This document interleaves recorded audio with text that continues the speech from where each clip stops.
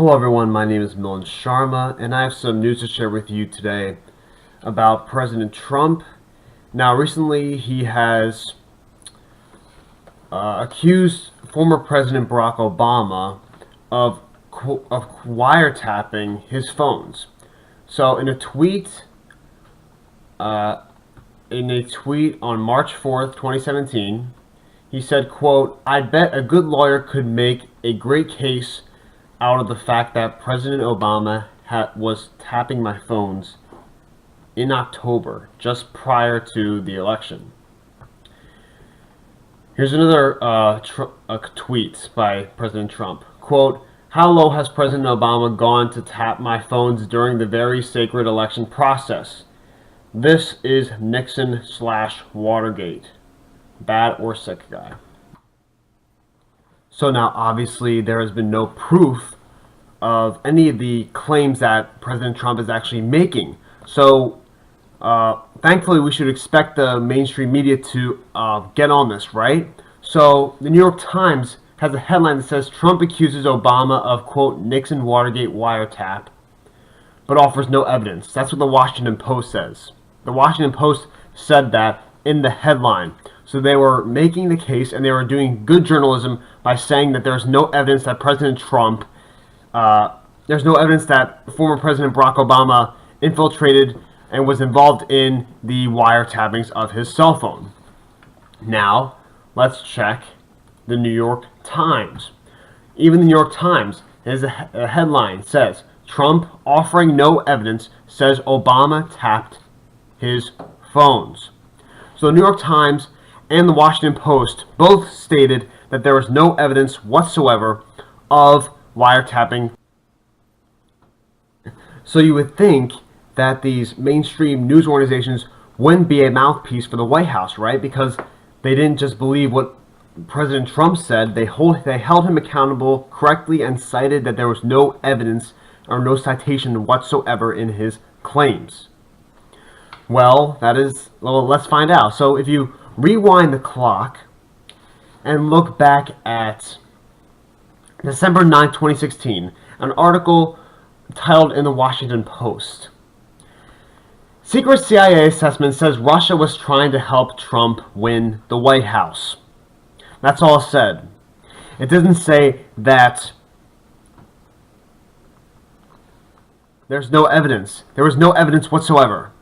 There is no evidence that the CIA has provided to the United States government, to the American people, to the national citizens of the United States. There is no evidence whatsoever that the CIA has provided that Russia even helped Donald Trump, or that Russia even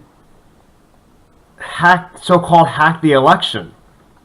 In fact, the Washington Post even apologized for a false article on December 31st, 2016, when the article was titled "Russian Operation Hacked a Vermont Utility, Showing it Risk to U.S. Electrical Grid," officials say. But in the editor's note on the top, it says, quote, "An earlier version of this story incorrectly said that the Russia hackers had penetrated the U.S. electric grid.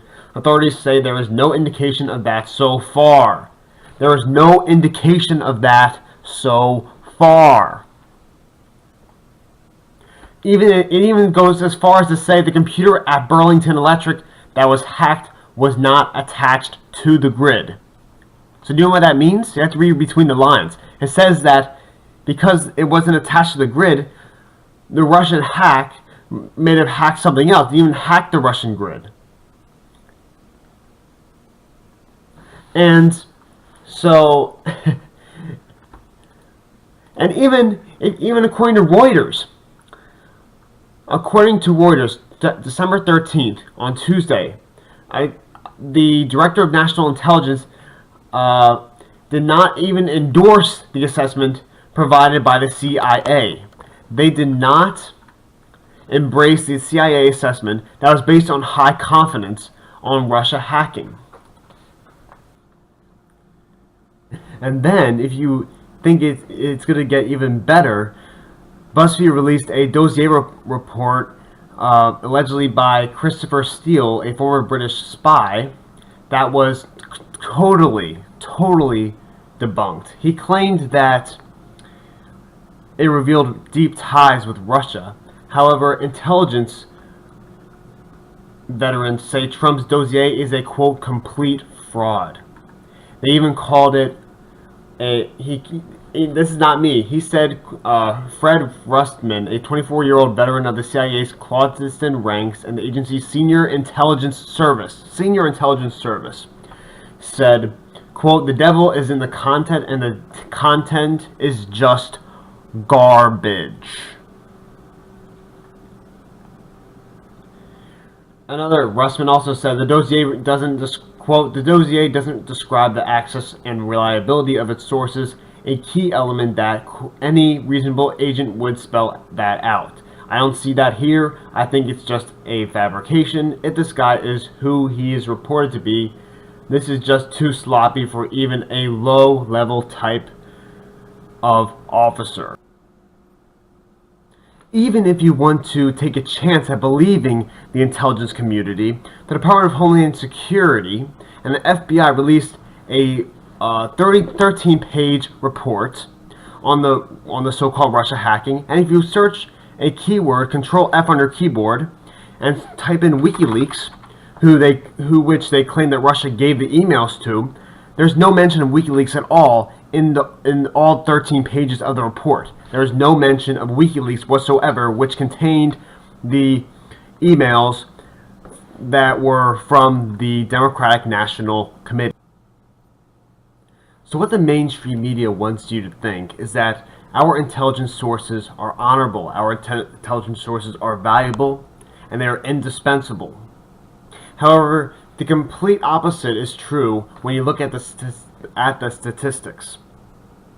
First, the CIA said that the U.S. intelligence agencies claimed that it was, quote, a slam dunk that Iraq had weapons of mass destruction, when that bit of propaganda costed 5,000 American lives, over 1 million Iraqi civilians, and to make matters even worse, 600,000 children under 5 years of age were killed or died because of the harsh sanctions that we set, the brutal sanctions that we set. The CIA lied about our drone program. 3 months after 42 civilians died, John Brennan stood up and said, there hasn't been a single collateral death.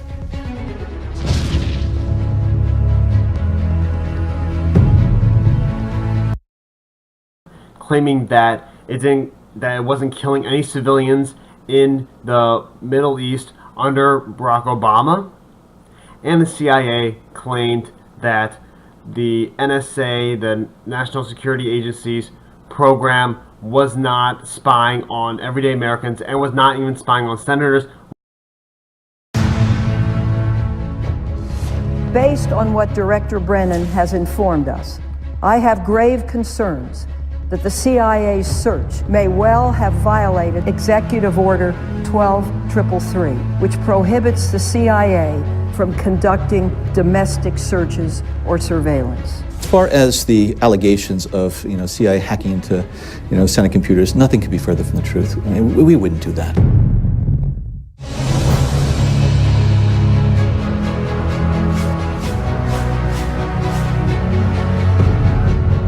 When the opposite of that was true.